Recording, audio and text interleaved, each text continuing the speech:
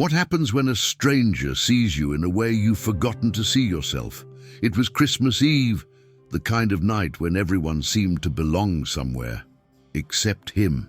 Marcus chose the smallest table in the cafe on purpose, near the window, far from families. His coffee was already cold when he heard a small voice behind him. "Excuse me, mister." He didn't turn around. Kids were always losing their parents in crowded places, especially tonight. Someone else could help. Then the voice said something he wasn't ready for. "Come sit with us." He froze. Slowly, he looked up. A little girl stood there in a red winter coat, her mittens too big for her hands. She pointed to an empty chair at a nearby table where a woman sat alone, watching them both with gentle eyes. "You don't have to," the girl added quickly, "but my mum says no one should be alone on Christmas." Marcus opened his mouth to decline. He had the words ready. "I'm fine. Thank you, but no. I'm actually waiting for someone." But none of them came out, because the truth was, he had nowhere to be. Not really. The apartment 20 minutes away wasn't home. It was just where he kept his things, and the life he thought was waiting for him. It had walked away 6 months ago, taking everything that mattered with it. The girl tilted her head, studying him with the brutal honesty only children possess. "You look sad," she said simply. "Emma," her mother called softly, "come back, sweetheart."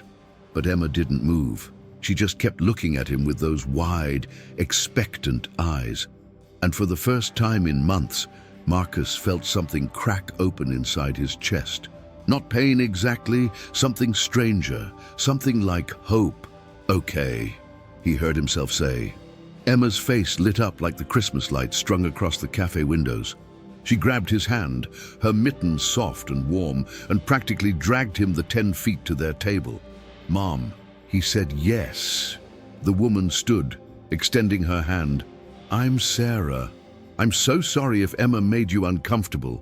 She has a habit of inviting the whole world to dinner." "Marcus," he shook her hand, still not quite believing what he was doing. "And she didn't make me uncomfortable.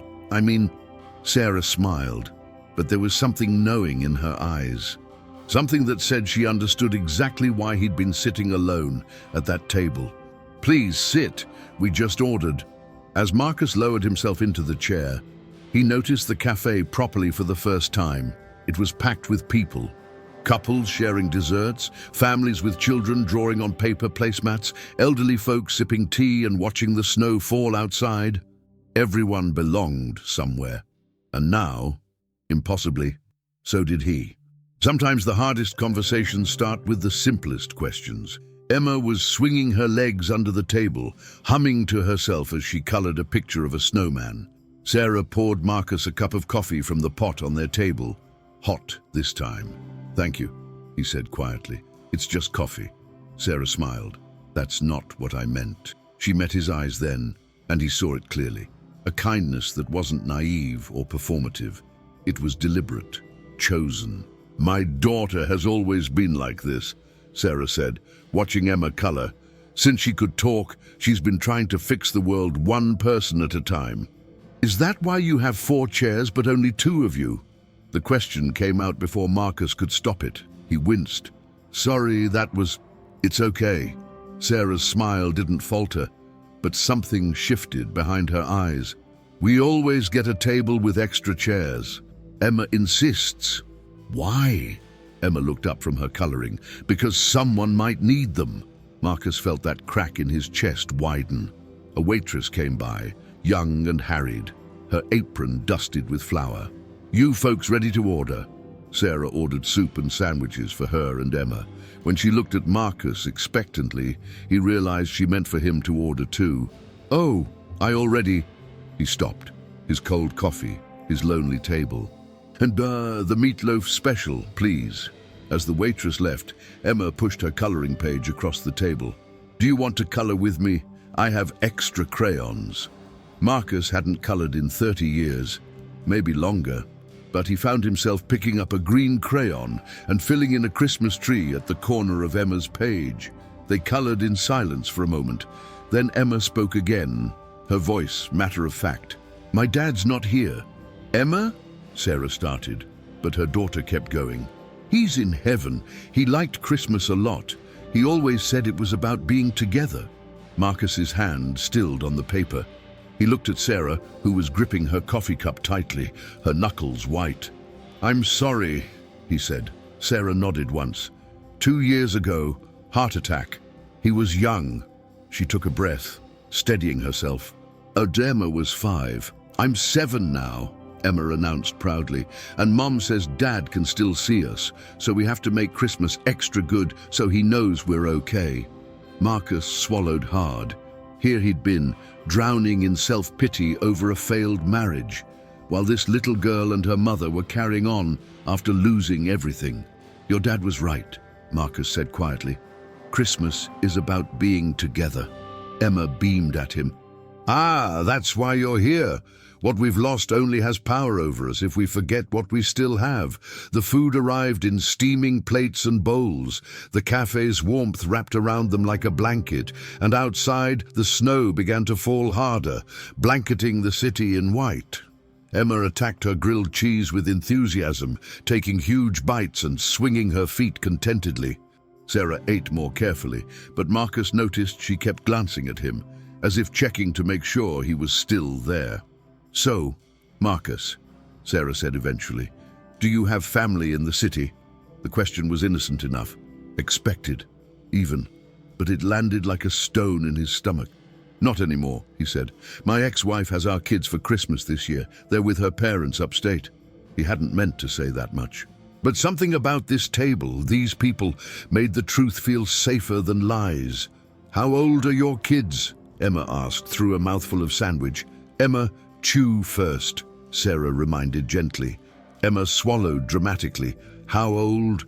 16 and 13, daughter and son. Do they like Christmas?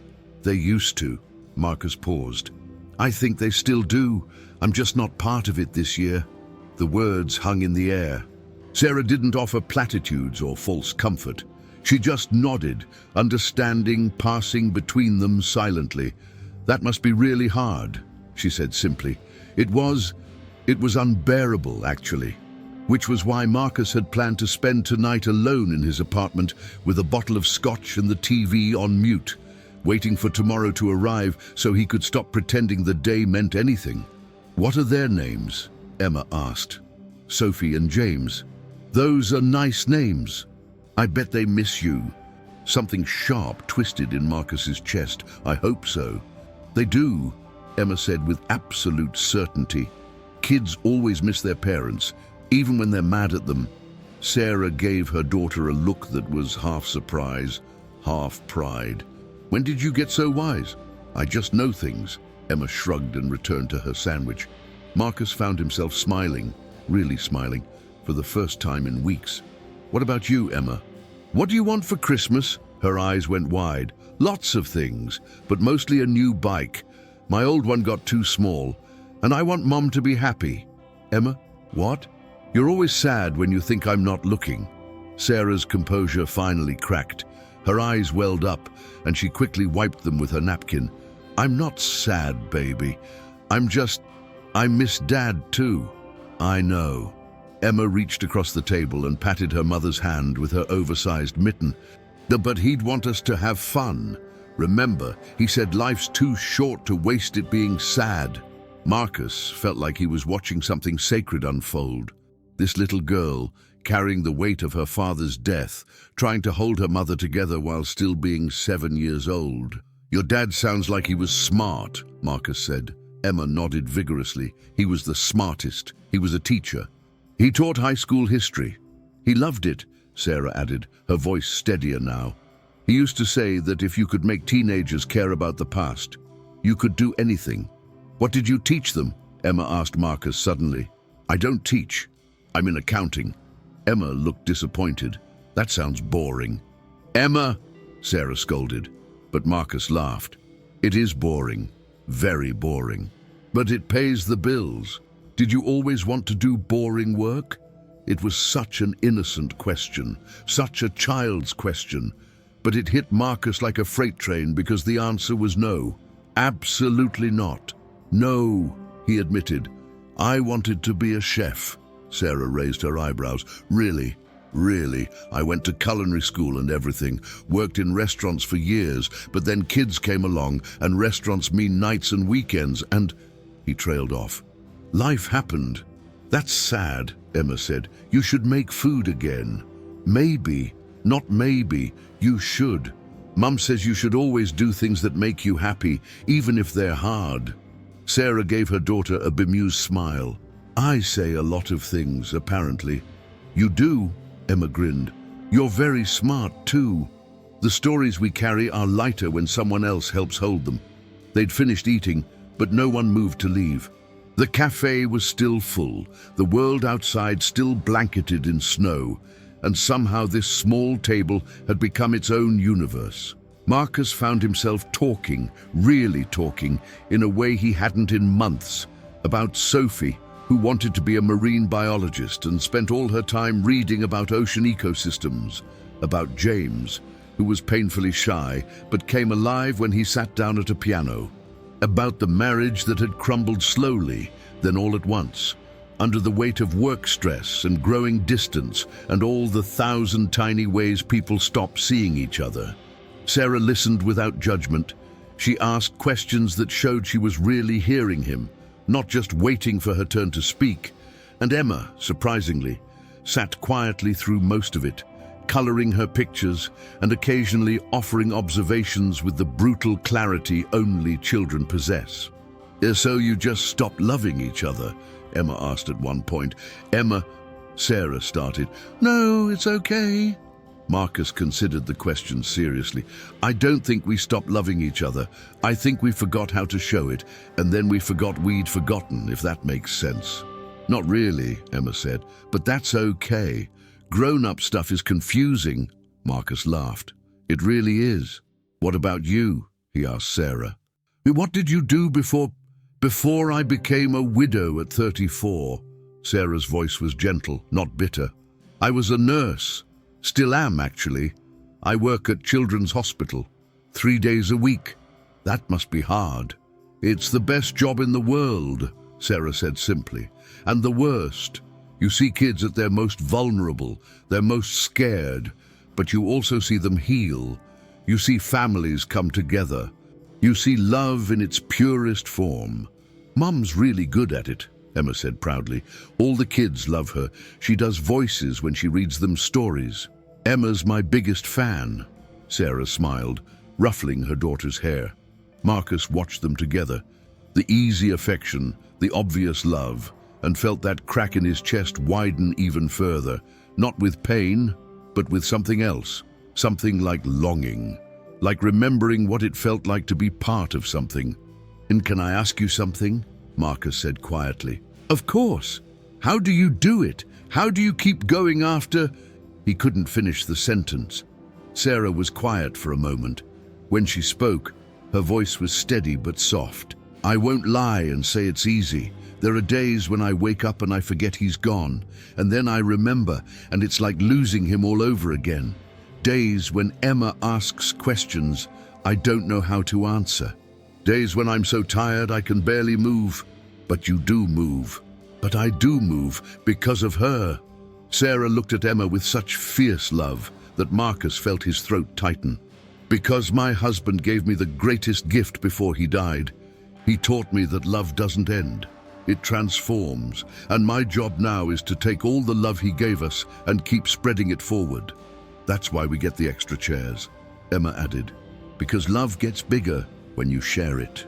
Marcus had to look away, had to blink hard against the sudden burning in his eyes. Sometimes the bravest thing you can do is reach out when you feel most alone. The cafe was beginning to thin out. Families were heading home to prepare for Christmas morning. The waitress came by with the check, and Marcus reached for it quickly. Please, he said when Sarah protested. You gave me something tonight that's worth a lot more than dinner. Sarah studied him for a moment, then nodded. Thank you. Emma was starting to look tired, her eyes heavy as she leaned against her mother's side. But she perked up when Marcus's phone buzzed on the table. He glanced at the screen. Sophie's name glowed there, attached to a text message. Dad, Are you okay? You didn't answer earlier." His heart lurched.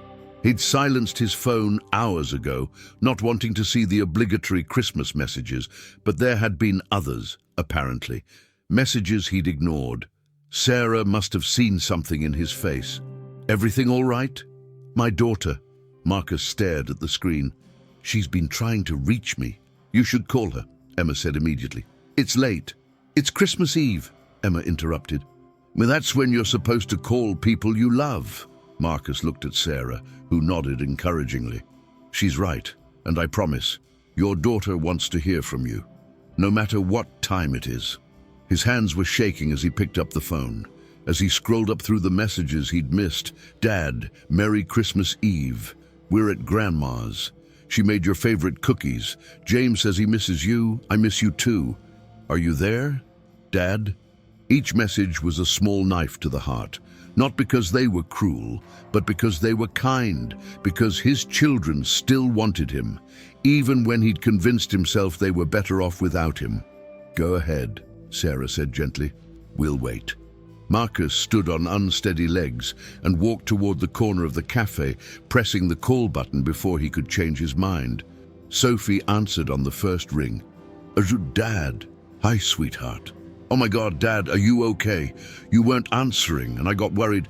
"I'm okay." His voice cracked. "I'm so sorry. I had my phone off. I didn't mean to scare you." "Where are you?" "In a cafe. Downtown." He glanced back at the table where Sarah and Emma sat, watching him with gentle smiles.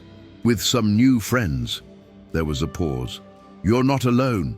"No, I'm not alone." He heard her exhale in relief. "Good. That's really good, Dad. How are you? How's James?" "We're okay. Grandma and Grandpa are being Grandma and Grandpa. You know how they are. James beat me at 3 games of chess today, which was extremely annoying." Marcus laughed. "And it felt good, natural. He's getting too smart." "Way too smart. It's a problem." Sophie's voice softened. "We miss you, Dad. It doesn't feel right. Christmas without you." "I miss you too. Both of you. So much. Are you..." She hesitated. "Are you doing okay? Like, really okay?" It was such a loaded question. The honest answer was complicated. No and yes and maybe, and I'm trying. But sitting in this cafe, at this table with these strangers who'd become something more, Marcus realized something. "I'm getting there," he said. "Tonight helped." "Yeah? Yeah. I'm glad." He heard voices in the background. Then Sophie spoke again, quieter now. "Dad, can I tell you something? Anything. I know you and Mom aren't together anymore, and I know that's hard, but you're still my dad. That doesn't change. And I don't want you to disappear just because you and Mom aren't married." Marcus had to press his hand against the wall to steady himself. "I'm not disappearing." "Promise?" "I promise." "Okay." She sounded relieved. "James wants to say hi." "Hold on." There was fumbling, then his son's voice, deeper than Marcus remembered. "Hey, Dad." "Hey, buddy. Sophie was worried about you." "I know. I'm sorry." "It's okay. I get it." A pause. "I miss you. I miss you too, more than you know." "Will we see you soon?" "Yes, definitely." "Okay, good." James cleared his throat. "Merry Christmas, Dad." "Merry Christmas, James." What if the walls we build to protect ourselves are the same walls that keep us trapped? When Marcus returned to the table, his eyes were red, but his shoulders were lighter. Sarah and Emma looked up at him expectantly. "Better?" Sarah asked. "Much better." Marcus sat down, feeling exhausted and relieved and grateful all at once. "Thank you for pushing me to call. That's what friends do," Emma said simply. Friends, such a simple word, but it meant everything in that moment. "Can I tell you something?" Marcus said. "I came here tonight planning to be alone, actually wanting to be alone. I thought it would be easier that way.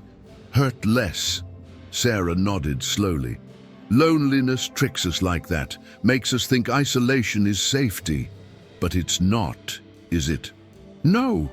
She reached across the table and squeezed his hand briefly. "It's just another kind of pain." One that grows quietly until it swallows everything else. Marcus thought about the past 6 months, the empty apartment, the dinners eaten standing at the kitchen counter, the weekends that blurred together into meaningless grey, the way he'd stopped calling friends, stopped accepting invitations, stopped trying. "I've been drowning," he admitted, "and I didn't even realize it until tonight." "You're not drowning now," Emma said matter-of-factly. "You're sitting with us." Out of the mouths of babes, the cafe owner, an older man with kind eyes, came by their table. "We'll be closing soon, folks, but take your time." "Thank you," Sarah said. "We'll just be a few more minutes." As the owner walked away, Emma tugged on her mother's sleeve. "Mom, can we walk Marcus home to make sure he gets there safe?" Sarah looked at Marcus. "We don't want to impose." "You're not imposing," Marcus said quickly. "Ubis, but I'm okay, really." "Are you sure?" Emma looked concerned. "Because Mum says everyone should have someone to walk with them on Christmas Eve." "Your mum says a lot of wise things," Emma grinned. "I know." They gathered their things slowly. Coats and scarves and Emma's drawings, which she insisted Marcus take one of. "So you remember us," she said, as if he could ever forget. Outside, the snow had transformed the city into something magical. The streets were quieter now, most people already home. Christmas lights twinkled from every window, and somewhere in the distance, church bells were ringing. Sarah pulled Emma's hat down over her ears. "Ready, baby? Ready?" They stood there on the sidewalk, the three of them, and Marcus felt the moment stretching out, becoming something precious, something he wanted to hold on to. "Which way are you headed?" Sarah asked. "West. About 10 blocks. We're east," she smiled, in opposite directions. "Story of my life lately," Sarah laughed, then grew serious. "Marcus, can I give you something before we go? You've already given me everything." "Not this," she pulled out her phone. "Your number, in case you ever need someone to talk to, or if you find yourself alone on another holiday, or just any time." Marcus felt his throat tighten. "Oh, you don't have to." "I want to." She held out her phone. "We're friends now, remember?" Emma decided. "Emma has excellent judgment." He typed his number into her phone, then did the same with his, adding hers. Such a small act, but it felt monumental. Emma was making a snow angel in the fresh powder on the sidewalk, her red coat bright against the white. She looked up at them and waved. "Look, I'm flying." "Beautiful," Sarah called. Then to Marcus, "She's going to crash hard when we get home. Too much excitement. Best kind of tired. The very best. Every ending is also a beginning if we're brave enough to see it." They stood there a moment longer, reluctant to break the spell of the evening. Finally, Sarah cleared her throat. "We should let you go. You must be exhausted." "I am," Marcus admitted. "But it's the good kind of exhausted." "If that makes sense." "Perfect sense." Emma bounded over, snow clinging to her coat. "Are you going to be okay, Marcus?" "I think so." "Good." She looked up at him with those impossibly wise eyes. "Because you seem like you needed friends, and now you have us." Marcus crouched down to her level. "You know what, Emma? You're absolutely right. Thank you for inviting me to your table. You're welcome." She threw her arms around his neck in an unexpected hug, and Marcus felt something in him finally fully break open, not break apart, break open, like a shell cracking to let something new grow. When Emma pulled back, she pressed something into his hand, a small folded piece of paper. "Don't look at it until you get home," she whispered. "It's a secret." "Emma, what did you give him?" Sarah asked. "Und secret." Sarah shook her head fondly. "I apologize in advance for whatever that is." "No need to apologize," Marcus said, pocketing the paper carefully. "I love secrets." Emma beamed. Sarah extended her hand for a proper goodbye, then seemed to think better of it and pulled Marcus into a quick hug instead. "Take care of yourself," she murmured, "and call your kids again tomorrow, and the day after that, as often as you can." "I will.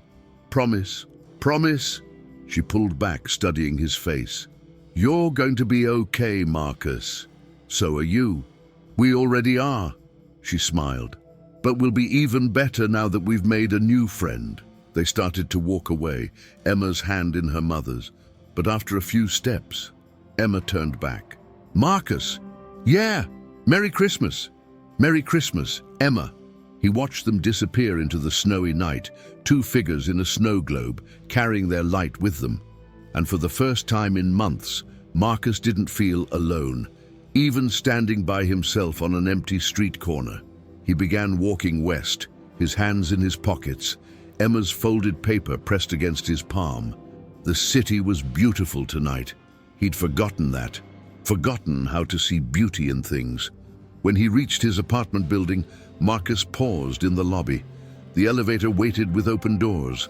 His apartment was on the 7th floor, empty, quiet. The place he'd been dreading returning to all day. But something had changed. He pulled out Emma's note and unfolded it carefully.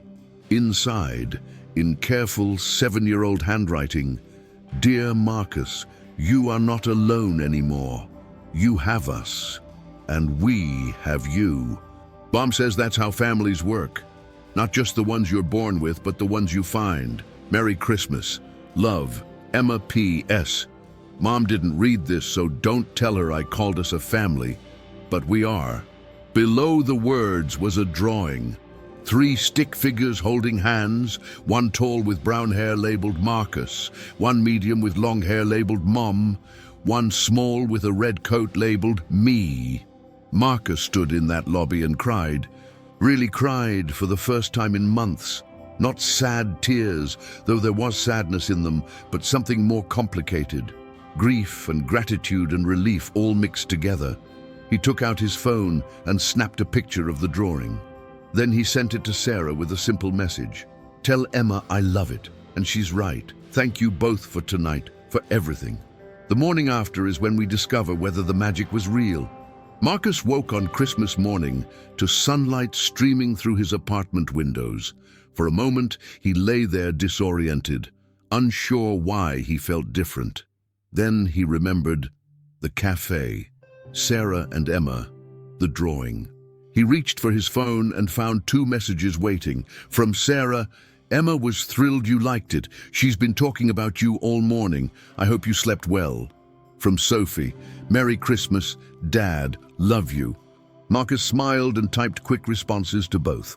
Then he got up and made coffee, real coffee, not the instant kind, and stood at his window watching the city wake up. The snow from last night had left everything pristine. Families were already out, kids pulling sleds, couples walking hand in hand. The world was full of people belonging to each other. And for once, Marcus didn't feel like he was watching from outside. He spent the morning calling his kids, long, real conversations where he asked questions and listened to the answers, where he told them about meeting Emma and Sarah, where he promised to do better, be better, show up more. James invited him to his spring piano recital. Sophie asked if she could visit his apartment over winter break. These were small things, but they felt enormous. Around noon, Marcus's phone rang. An unknown number. He answered cautiously. "Marcus? It's Sarah. I hope it's okay that I'm calling." "Of course it's okay. Emma wanted to invite you to Christmas dinner. I know it's last minute, and you probably have plans." "I don't have plans." A pause. "You don't?" "I don't. And I'd love to come."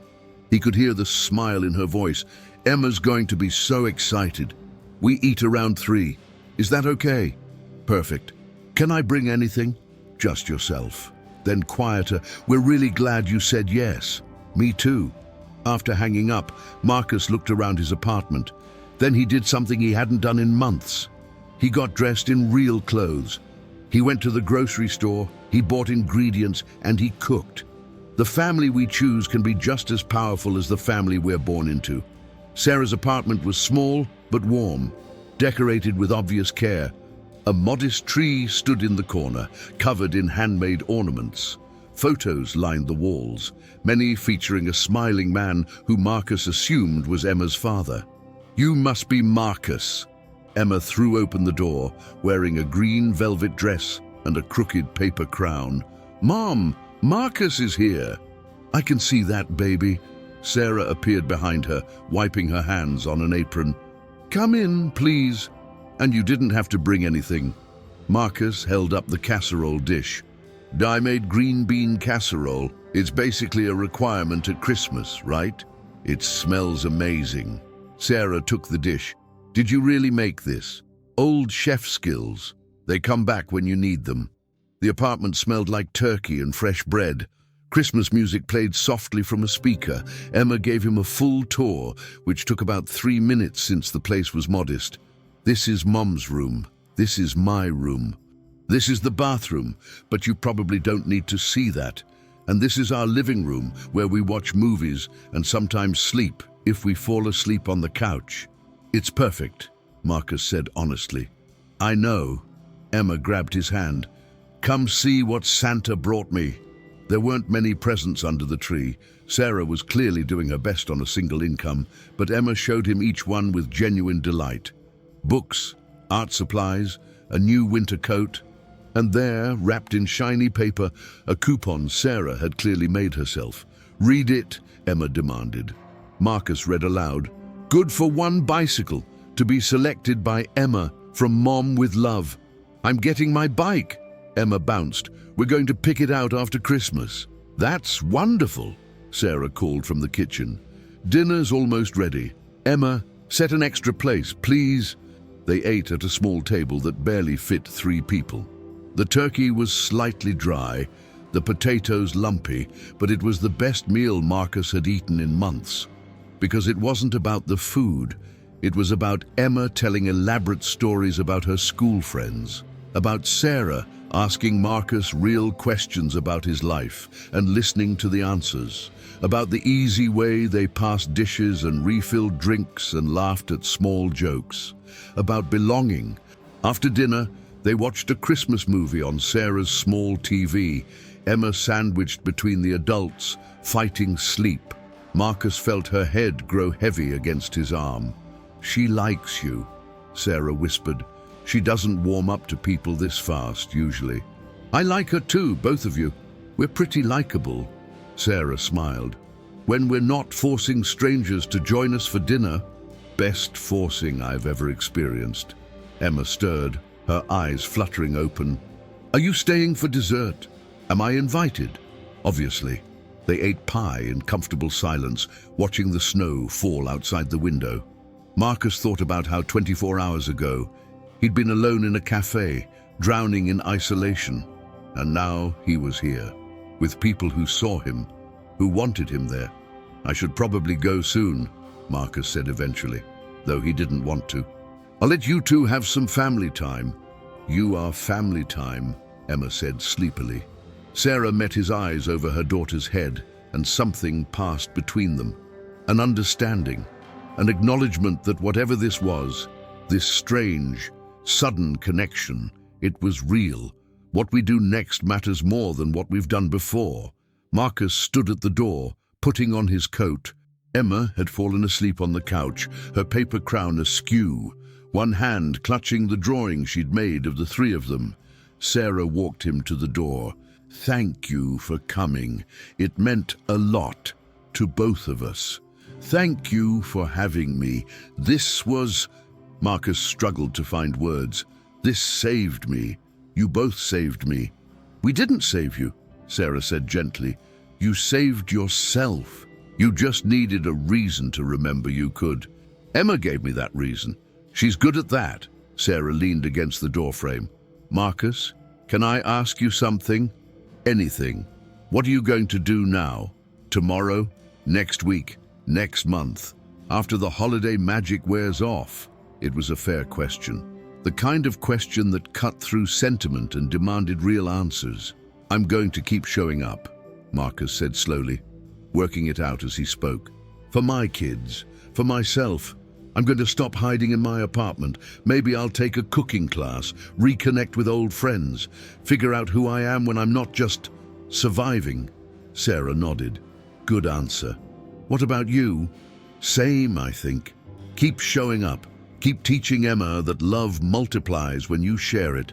Keep honoring my husband by living fully instead of just existing. She paused. And maybe make some new friends who understand that life is hard and beautiful at the same time. I'd like to be that kind of friend. You already are. Marcus pulled out his phone. Can I take you and Emma to breakfast next week, after the holidays settle down? We'd love that. And maybe after that you could both come to dinner at my place. I'll cook something actually impressive. Show off those old chef skills properly. Sarah smiled. It's a deal. They stood there in the doorway, neither quite ready to say goodbye. Finally, Marcus spoke again. Sarah, I need you to know something. Last night, when Emma invited me to your table, I was in a really dark place. Darker than I'd admitted to myself, and I don't know what would have happened if she hadn't, but I know it wouldn't have been good. Sarah's eyes glistened. I'm so glad she did then. Me too. So if you ever need anything, and I mean anything, please call me.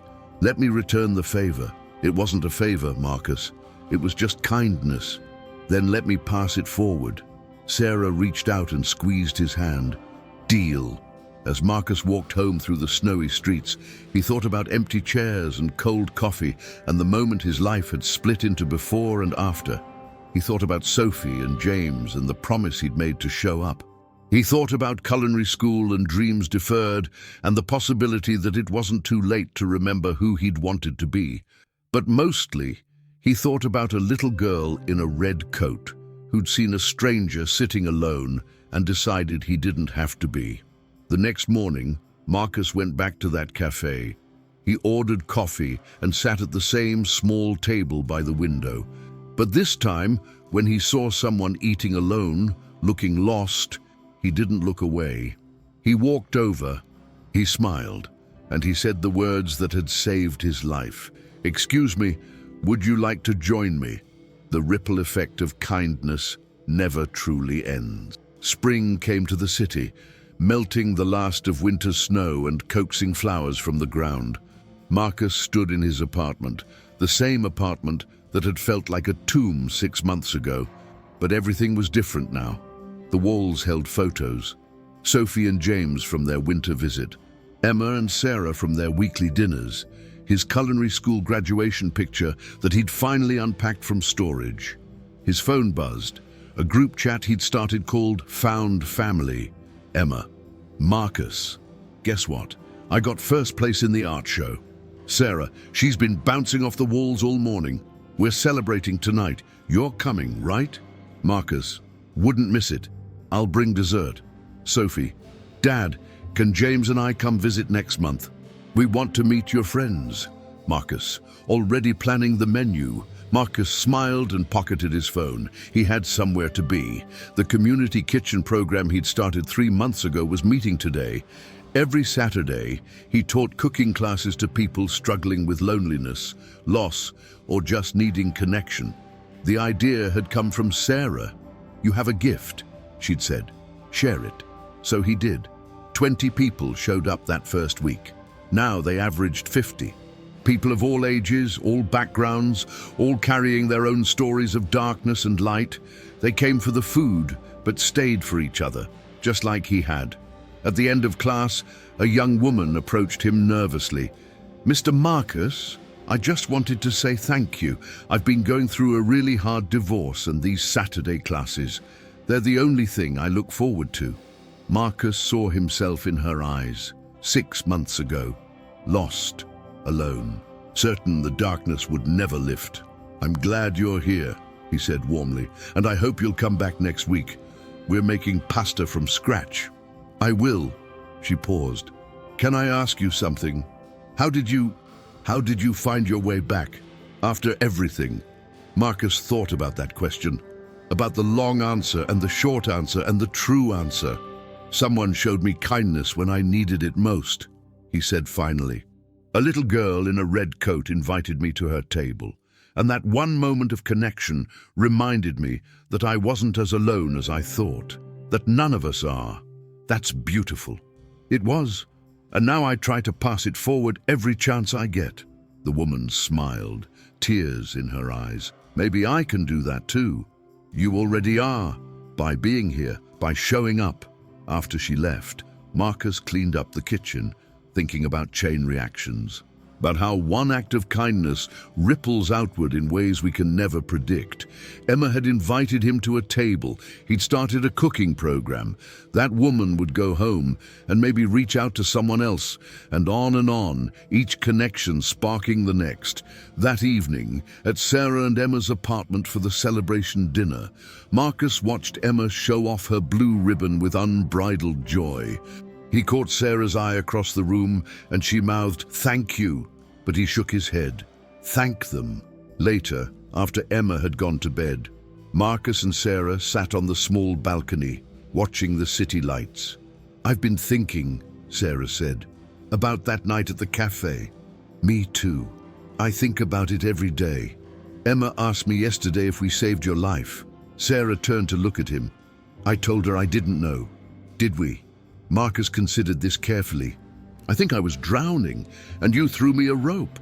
But I had to grab it. I had to choose to hold on." He paused.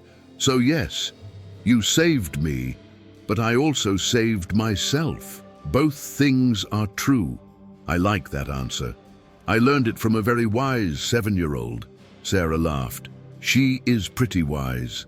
They sat in comfortable silence, listening to the sounds of the city. Car horns and distant music, and the hum of life happening all around them. Marcus," Sarah said quietly. "Yeah, I'm really glad Emma invited you to our table." "Me too," Marcus smiled. "Best invitation I ever accepted. Now it's your turn." Marcus's story started with one simple act of kindness from a child who noticed someone sitting alone. It reminds us that we all have the power to change someone's life, sometimes with nothing more than an invitation, a smile, or a moment of genuine connection. Look around you today. Is there someone sitting alone? Someone who looks like they're carrying the weight of the world? Someone who might need to hear that they're not invisible? You could be their Emma. You don't need grand gestures. Sometimes the most powerful thing you can do is simply see someone and let them know they're not alone. Here's your challenge.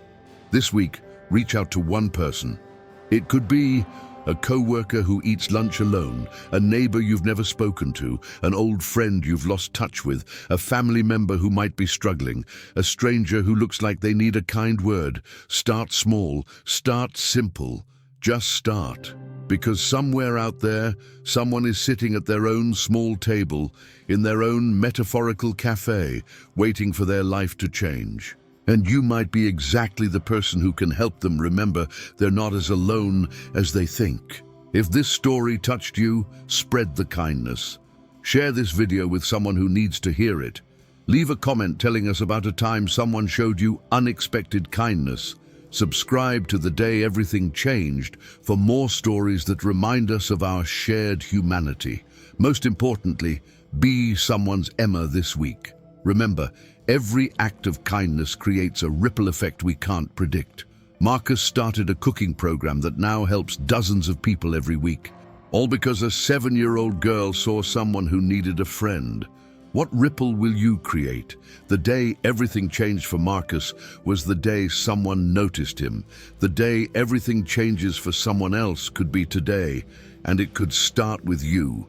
Until next time, remember, we're all just people trying to find our way. And sometimes, the bravest thing we can do is help someone else find theirs. Subscribe for more stories. Spread more kindness. Change more lives. One person, one moment, one choice. That's all it takes.